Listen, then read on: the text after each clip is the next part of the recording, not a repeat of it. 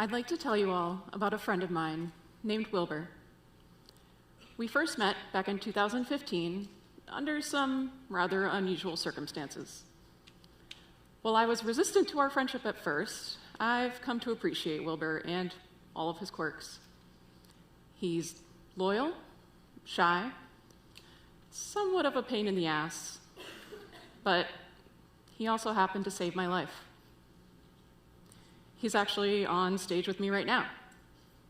But before I introduce him, I'd like to take you back to where it all began. In 2010, at the age of 13, I was diagnosed with severe Crohn's disease.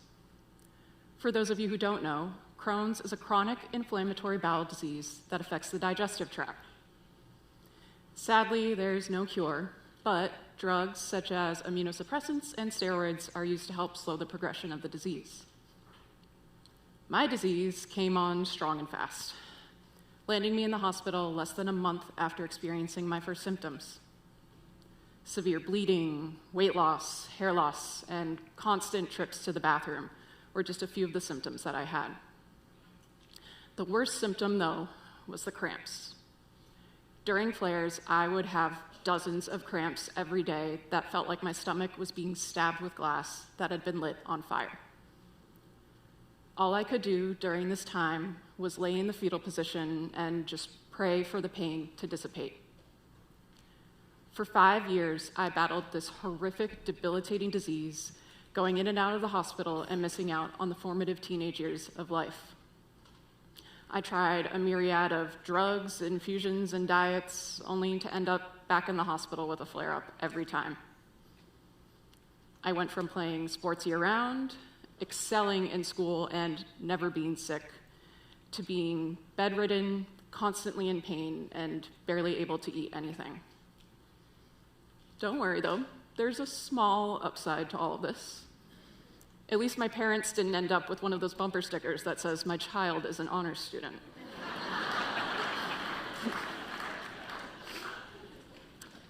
By 18, I was 81 pounds and barely able to lift a glass of water.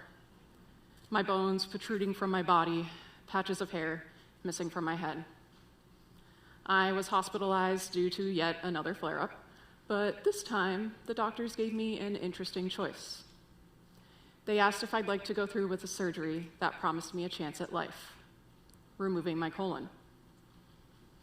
Now, I was desperate for any semblance of relief at this point and jumped at the opportunity. Over the past 5 years, I had experienced more pain than I would wish on even my worst enemy. I had no social life because I was either in bed at home or in bed at the hospital. To be honest, I was at the point of wanting to give up on life, so the choice was clear to me. The day of the surgery, they drew a black dot on my stomach and told me to go look in the mirror to approve of my new medical appliance, an ileostomy. Now, some of you may be wondering, what the hell is an ileostomy? And that's a fair question, considering less than 1% of the US population has one. An ileostomy is a surgical procedure that creates a small opening in the stomach that part of the small intestine, called the ileum, is pulled through, creating what's called a stoma. A bag that collects waste is then placed over the stoma and attached to the stomach using an adhesive backing. It's a business in the front, party in the back kind of surgery. I Googled as much as I could in the short period of time before my surgery, and let me tell you, I was not prepared for the shit I would see, literally. And I stumbled upon a blog that a woman from the UK had written. She also had an ileostomy, which she decided to name Nigel. Now, I love naming things. My PICC line was named Bessie.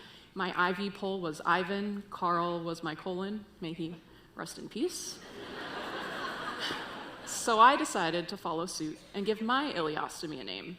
Thus, Wilbur was born. On the first day of spring, coming in at a whopping 2.5 inches and 1 ounce.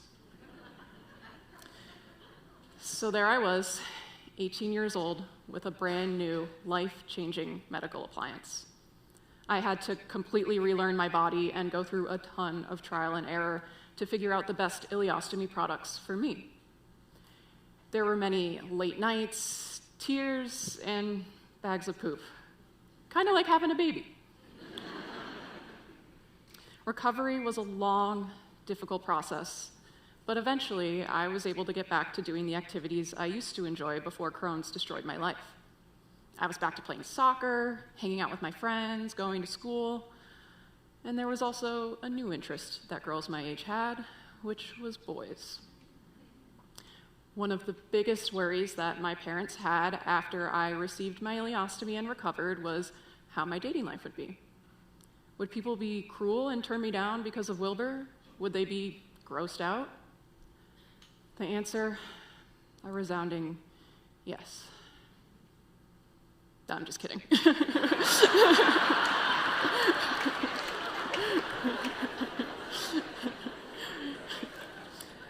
That would be horrible, actually. To my knowledge, nobody that I've dated has ever rejected me because of my ileostomy. While this may sound nice, it just means that there are worse things about me than the bag of shit attached to my body.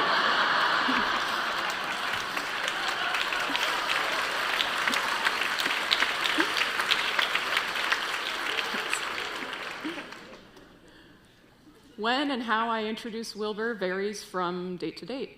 Some guys never know, others find out on the first date. Since alcohol hits me faster with the ileostomy, I like to break the ice by saying, hey, at least I'm a cheap date. Some men ask questions, others simply say, oh, sick, that's cool, and then we move on to the next subject.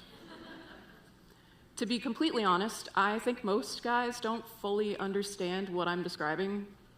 For instance, one guy who I was intimate with thought the bag was inside of my body.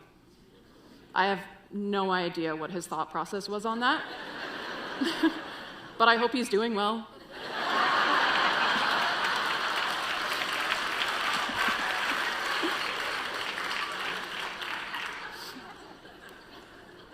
Don't get me wrong, it can be super intimidating to discuss such a taboo medical appliance with a date, but I find it's important not to hide this part of me. Wilbur's like a litmus test of sorts. If a date were ever uncomfortable with my ileostomy, then chances are they're not the one for me.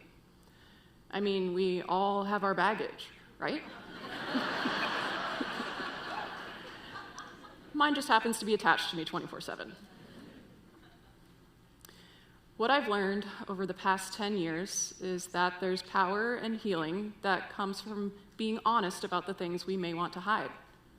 By not avoiding the hard conversations, we create opportunities to get deeper with one another, discover new things about ourselves, and maybe even find a good joke or two along the way. And as for dating, although I haven't found the one yet, I have hope that one day I'll meet a man who's willing to put up with all of my shit. Thank you.